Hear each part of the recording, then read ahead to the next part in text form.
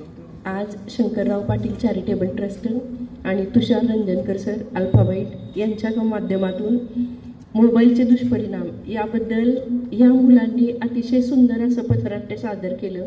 खरोखरच आजच्या युगामध्ये मोबाईल शाप की वरदान, खरं तर वरदान भरपूर आहे, पण आपण नको ते त्याच्यामधून घेतो, त्याच्यामुळं मोबाईल हा शाप ठरत चाललेला आहे आणि त्याचे दुष्परिणाम एवढे वाईट आहेत। आणि हे दुष्परिणाम रोखण्यासाठी या मुलांनी अतिशय सुंदर असं पथनाट्य सादर केलेलं आहे। याच्यामुळं आजची खूप छोटी छोटी मुलं आहेत की जी मोबाईल विना राहूच शकत नाहीत।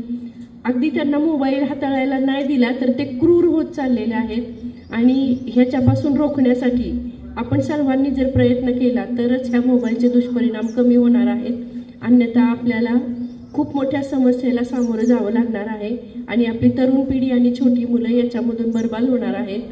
खूप खूप धन्यवाद शंकरराव पाटील चॅरिटेबल ट्रस्ट की तुम्ही अत्यंत समाजोपयोगी असं ही काम हाती घेतलेलं आहे।